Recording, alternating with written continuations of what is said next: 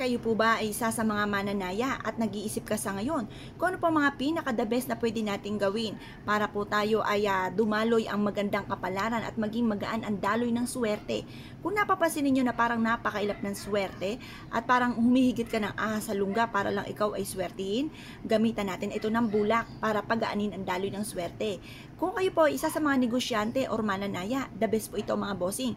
Pero mas mainam wag nyo itong ipagsasabi kahit kanino. Dahil alam nyo po ba mga bossing ko na mas may nakakaalam na mga ginagawa ninyo, lalong natatagalan ang swerte na ninanais po ninyo.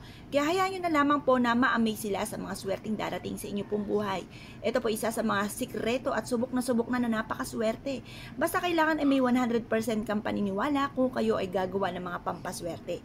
Para mas maging magaan ang daloy ng swerte at kayo po mga bossing ko ay mas maka-attract ng swerte at lahat ng naisin po ninyo ay kaagad ninyong makamtan. Ngayon po mga bossing, ito po isa sa mga sikreto.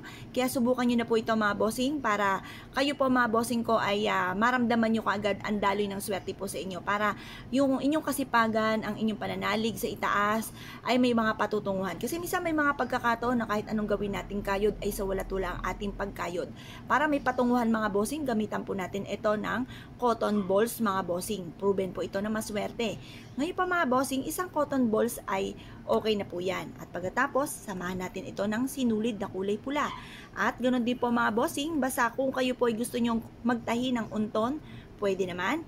Pero kung ayaw nyo po na magtahi ng unton at kayo po ay merong pong pouch na kulay pula, the best din po yan mga bossing. At pagkatapos mga bossing ko ay kailangan natin ng dahon ng laurel. Ngayon, ang dahon ng laurel ay isa sa mga subok na napakaswerte. Proven po ito mga bossing. Wala ka ng ibang hahanapin pa. Ito pa mga bossing ko ay magbibigay ng tagumpay sa inyo po sa buhay. Ito pa mga bossing, mag-wish ka sa kanya ng 10 pesos, ang ipagkakalob sa inyo ay 100 pesos. Ganon siyang ka-generous mga bossing. Ngayon pa mga bossing, ang paggawa po ng ganito kailangan sa umaga. 6:30 or kaya po ay alas 7, basta hanggang alas 8 lang ng umaga ang paggawa ng pampaswerte. Samahan din po natin ito mga bossing ko ng asin. Kapranggot na asin ay sapat na mga bossing. Ngayon pa mga bossing, kahit gantong kadami lamang, okay na po ito. At ito po mga bossing ko ay ilalagay po natin.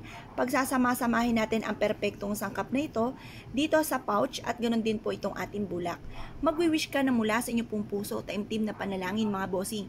Sasabihin niyo po dito ang lahat ng nais po ninyo na walang gamit na sana, direct to the point. Halimbawa po ay ganito, kung kayo po ay mananaya. Sabihin nyo sa pamamagitan nito ay magtutuloy-tuloy ang agos ng swerte at lahat ng mga pangarap ko ay matutupad. Banggitin ang mga numero na inyo pong tinatayaan, yung mga alagang numero po ninyo. Huwag ka namang magpabago-bago ng numero dahil ito po ay i-wish nyo na po dito, yan lang ang lagi nyong aalagaan, yan ang lagi nyong tatayaan. Halimbawa po kayo po ay paborito nyo ang numero 1, 7, 25, 40, or kaya po ay 9, or kaya 18, pili lang po kayo dyan mga bossing, or kaya po ay 43, yan. Mamili lang po kayo dyan kung anong gusto nyo pong alisin. Sample lang naman po yan mga bossing.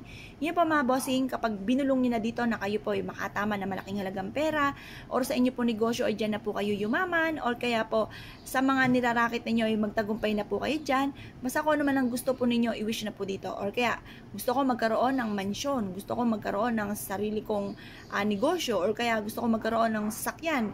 Banggitin nyo kung ano yung gusto nyo sa sasakyan mga bossing.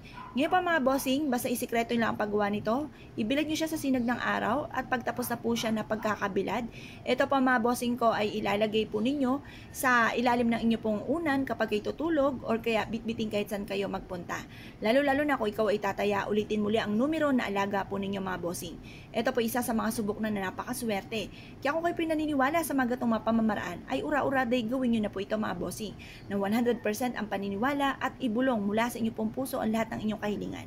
Kung kayo pinaniniwala sa mga gatong mga pamamaraan at nais nyo po itong gawin, good luck po sa inyo po lahat. Ngayon pa mga bossing, kung nais nyo po natahiin po, kagaya po nito, meron tayong pula na sinulid, gamitan ng pulang sinulid, or kaya ay berde, or kaya ay dilaw, pwede rin naman. At ganoon din po ang telang pula, dilaw, or kaya ay berde. Ngayon pa mga bossing, kung meron naman kayong pouch na lang po inyo po rin gamitin at bitbitin kahit saan kayo magtungo. Hahawi ako anumang mga kamalasan na maaaring naghihintay po sa inyo. Maaaring ito po isa rin sa mga mabibisang proteksyon na nire-recommenda ko po sa inyo po mga bossing upang sa ganon makamit ang tagumpay na matagal ng pinapangarap. Kaya kung kayo pinaniniwala, ay siya, good luck po sa inyo po lahat!